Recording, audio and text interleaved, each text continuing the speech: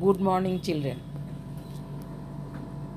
আজকে আমি তোমাদের ঈশ্বরচন্দ্র বিদ্যাসাগর মহাশয়ের লেখা শ্রমের মূল্য গল্পটি পড়াব। ঈশ্বরচন্দ্র বিদ্যাসাগর, যিনি দয়ার সাগর রূপে সমাজে পরিচিত, তার দয়ার দানে অনেকে উপকৃত হয়েছেন। ঈশ্বরচন্দ্র বিদ্যাসাগরের হাত ধরেই আমরা প্রথম অ আ ক খ শিখি। তার দয়ার দান যারা পেয়েছেন তারা জীবনে ধন্য হয়ে উঠেছেন। ঈশ্বরচন্দ্র বিদ্যাসাগর তিনি বিভিন্নভাবে সমাজ সংস্কারের কাজ করেছেন। আগেকার দিনে মেয়েরা পড়াশোনা করার সুযোগ পেত না। বিদ্যাসাগর মহাশয় তিনি নারী শিক্ষা প্রসারের জন্য বিভিন্ন গ্রামাঞ্চলে বিদ্যালয় স্থাপন করেছেন, যেখানে নারীরা শিক্ষার সুযোগ পেয়েছে। এই গল্পে তিনি পরিশ্রমের যে মূল্য তা বুঝিয়েছেন। পরিশ্রম না করলে জীবনে কোনো উন্নতি করা যায় না। সেই কারণে তিনি সকলকে পরিশ্রম করতে বলেছেন। কৃষক যেমন মাঠে পরিশ্রম করে, সেই পরিশ্রমের ফসল আপামর জনসাধারণ অর্থাৎ সকল জনসাধারণ উপভোগ করে, তেমনি কৃষকের কায়িক পরিশ্রমের বিনিময়ে আমরা খাদ্য গ্রহণ করি। অপরদিকে যেগুলি পরিশ্রম ছাড়াই মানুষ উপভোগ করে সেগুলোরও তিনি উল্লেখ করেছেন। যেমন জল, হাওয়া, এগুলো আমরা পরিশ্রম ছাড়াই উপভোগ করি। কিন্তু কিছু কিছু জিনিস আছে যেগুলো পরিশ্রমের বিনিময়েই উপভোগ করা যায়। তিনি জানিয়েছেন শ্রমজীবী মানুষেরা তারা বিভিন্ন পরিশ্রমের মধ্য দিয়ে যা কিছু তৈরি করে সেইগুলি আমরা বিভিন্ন সময়ে উপভোগ করতে পারি। যেমন আমাদের পোশাক প্রয়োজন হয়, সেই পোশাক যারা তৈরি করে তারা শ্রমজীবী মানুষ। শ্রমজীবী মানুষের কায়িক পরিশ্রমের বিনিময়ে যা কিছু পোশাক তৈরি হয় বা জিনিসপত্র তৈরি হয় সেইগুলিকে আমরা উপভোগ করতে পারি। তাই পরিশ্রম ছাড়া জীবনে কোনো উন্নতি করা যায় না। তিনি জানিয়েছেন কিছু কিছু মানুষ সমাজে আছে যারা পরিশ্রম ছাড়াই পিতৃদত্ত সম্পদ লাভ করে ধনী হয়ে ওঠে, কিন্তু সেই সংখ্যা সমাজের মাত্র কিছু জনের মধ্যে দেখা যায়।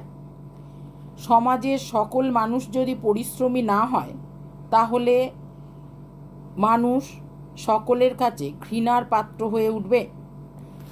সেই কারণে প্রত্যেককে পরিশ্রম করে অর্থ উপার্জন করতে হয়। সংসার যাত্রা সম্পন্ন করতে গেলে পরিশ্রমের মধ্য দিয়েই তা সম্পূর্ণ করতে হয়। অন্ন, বস্ত্র, গৃহ প্রভৃতি সমস্ত বস্তুই অর্থসাধ্য। এই সব কিছুই পেতে গেলে আমাদের পরিশ্রম করে তবে তা পেতে হয়। বালকেরা পরিশ্রম করে জীবিকা নির্বাহ করতে সমর্থ নয় যে বালকেরা, তারা যতদিন কর্মক্ষম না হয় পিতামাতা তাদের প্রতিপালন করেন।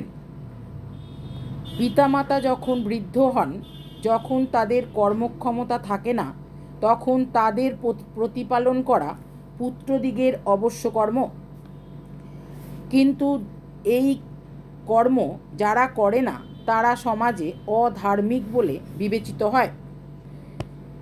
লেখকের মতে প্রত্যেকটি বালকের বাল্যকাল থেকে পরিশ্রম করা অভ্যাস করা উচিত। তাহলে তারা অনায়াসে সকল কর্ম করতে পারবে, স্বয়ং অন্ন বস্ত্রের ক্লেশ পাবে না। বৃদ্ধ পিতামাতার প্রতিপালন করতেও তারা পিছু পা হবে না। কোনো কোনো বালক এমন হতভাগ্য হয় যারা সর্বদা অলস হয়ে সময় নষ্ট করতে ভালোবাসে। পরিশ্রম করতে গেলে তারা মনে হয় তাদের সামনে বিপদ উপস্থিত হয়েছে। তারা বাল্যকালে বিদ্যাভ্যাস এবং বড় হয়ে সম্পদ উপার্জন কিছুই করতে পারে না। সুতরাং যাবজ্জীবন তারা কষ্ট পায় এবং চিরকাল পরের গলগ্রহ হয়ে থাকে। যে ব্যক্তি পরিশ্রম করে সে যে বস্তু উপার্জন করে অথবা অন্যের উপার্জন করা যে বস্তু প্রাপ্ত হয় সেই বস্তু তাহার, অর্থাৎ যে ভিন্ন অন্যের তাহা লইবার অধিকার নাই। যে বস্তু যার সেই বস্তু তারই থাকা উচিত। লোকে বলে, আমি যে পরিশ্রম করে বস্তু উপার্জন করব তা আমারই থাকবে, অন্যে তা লইতে পারবে না। এই জন্য সকলকেই পরিশ্রম করতে হয়। আমার পরিশ্রম করা জিনিস অন্য লোকে যদি নিয়ে যায় সেটাকে চুরি বৃত্তি বলে। চুরি বৃত্তি অত্যন্ত ঘৃণ্য কাজ বলে লেখক মনে করেন। তাই তিনি বলেছেন যে চুরি বৃত্তি না করে যে জিনিসের উপর আমাদের অধিকার আছে সেইগুলির প্রতি আমরা বিভিন্নভাবে উপভোগ করতে পারি, কিন্তু যে জিনিসের প্রতি আমাদের স্বাভাবিক অধিকার নেই সেগুলি পরিশ্রম করে উপার্জন করতে হয়।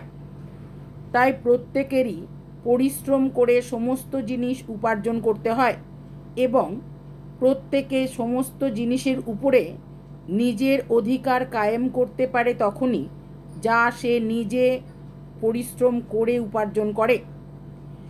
লেখক পরিশেষে জানিয়েছেন, প্রত্যেকটি মানুষের পরিশ্রমী হওয়া উচিত।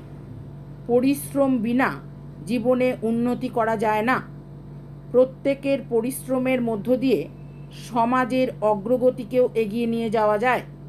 তাই সমাজের অগ্রগতি অব্যাহত রাখতে গেলে পরিশ্রম করা অবশ্য কর্তব্য।